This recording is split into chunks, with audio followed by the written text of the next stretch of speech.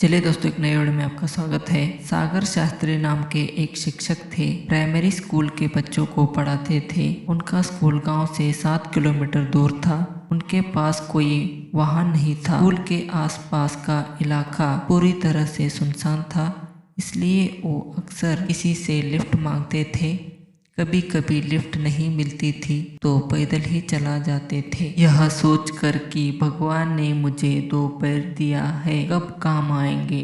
जब सागर जी रोज लिफ्ट मांगने खड़े होते तो उन्हें लगता था कि सरकार ने इतनी सुनसान जगह पर स्कूल क्यों खोला। इससे अच्छा गांव में किराना की दुकान खोल लेता तो अच्छा होता। रोज रोज की भागदौड़ से बचने के लिए सागर शास्त्री जी ने कुछ पैसे बचाए।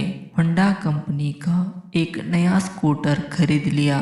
खुद का वाहन ना होने के कारण सागर शास्त्री जी ने जो कष्ट सहे, उन्होंने अपने मन में गांठ बांध ली और तय किया, कोई लिफ्ट मांगे तो उसे मना नहीं करेंगे, क्योंकि उनको यह पता था कि अगर कोई हमें लिफ्ट के लिए मना करता था तो कितना बुरा लगता है। अब सागर जी ने रोज अपने स्कूटर से स्कूल जाते थे और रास्ते में कोई उनसे रोज लिफ्ट मांगकर उनके साथ चला जाता था। वापसी के रास्ते में कोई ना कोई उनके साथ आता था। एक दिन जब सागर जी स्कूल से लौट रहे थे तो सड़क पर एक आदमी मासूम होकर लिफ्ट के लिए हाथ दिखा रहा था। सागर जी ने अपने आदतें के अनुसार अपना स्कूटर रोका और वह व्यक्ति को बिना कुछ बोले स्कूटर पर बैठ गया। थोड़ा आगे जाकर उस आदमी ने चाकू निकाला और कहा, सारे पैसे और यह स्कूटर मुझे दे दो। इस धमकी ने सागर जी को पूरा तरह से डरा दिया और तुरंत सागर जी ने अपनी स्कूटर रोका। वह स्कूटर था जिससे वो बहुत प्यार करते थे। सागर जी ने उस स्कूटर की चाबी देते हुए एक विनती किया। सागर जी ने विनती करते हुए उससे कहा कि तुम किसी को यह मत कहना कि तुमने स्कूटर कहाँ से और कैसे चुराया। यकीन करो मेरा, मैं पुलिस में रिपोर्ट भी नहीं करूँगा। इस आदमी ने आश्चर्य से पूछा, क्यों? दिल में डर और चेहरे पर उदासी लिया। सागर जी ने कहा, यह सड़क बहुत उबड़ खबड़ और सुनसान है। इस सड़क पर ना कोई बराबर वाहन चलते हैं। साथ ही अगर इस सड़क पर ऐसी घटनाएं होती रही तो लिफ्ट देने वाले चंद लोग भी लिफ्ट देना बंद कर देंगे। सागर जी की इस भावनात्मक बातें आदमी के मन को छू गई। उसे सागर जी एक अच्छा इंसान लगे, लेकिन वह भी अपना पेट भरना चाहता था। ठीक है, ऐसा बोलकर वहाँ स्कूटर लेकर वहाँ से निकल गया। अगली सुबह जब सागर जी अखबार लेने बाहर दरवाजे के पास आए और दरवाजा खोला तो सागर ने उनकी अपना स्कूटर दिखा। सागर जी की खुशी का तो ठिकाना ही नहीं रहा।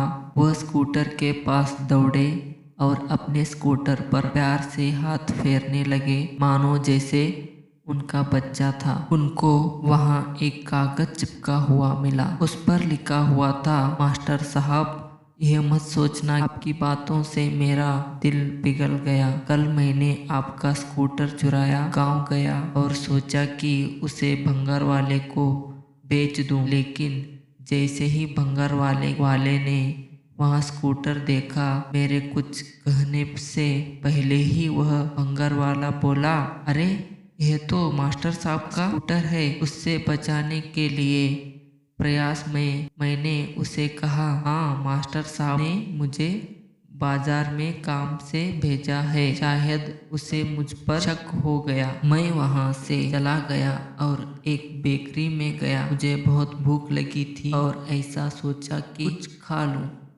बेकरी वाले की नज़र स्कूटर पर पड़ते ही वह बोला, अरे ये तो मास्टर साहब का स्कूटर है। यहाँ सुनकर मैं तो डर गया और असमंजस से बोला, हाँ, ये चीजें मैं उनके लिए ही ले जा रहा हूँ क्योंकि उनके घर पर कुछ मेहमान आए हुए हैं। इसी तरह मैं वहाँ से भागा। फिर मैंने सोचा कि गांव से बाहर जाकर से कहीं बेच दूं। मैं कुछ ही दूर गया था कि टोल नाके पर पुलिस ने मुझे पकड़ लिया और गुस्से से पूछा कि कहाँ जा रहे हो और वहाँ मास्टर साहब का स्कूटर आपके पास कैसे आया। फिर मैंने कोई बहाना बनाकर वहाँ से भाग गया। मैं भागते भागते थक गया हूँ। मास्टर साहब, आपका स्कूटर है या अमिताभ बच्चन, हर कोई उसे जानता है। मैं आपकी अमानत आपको सौंप रहा हूँ। उसे बेचने के लिए मुझ में ना तो हिम्मत है और ना ही ताकत। आपको हुई परेशानी के लिए मुझे माफ़ कर दो और परेशानी के बदले में मैंने आपको स्कूटर की टंकी भरवा दी है। इस पत्र को पढ़कर सागर जी मुस्कुराया और कहा, कर भला तो हो भला। अगर आप दिल के नेक इंसान हो तो आपके आसपास के लोग निश्चित रूप से खुश होंगे।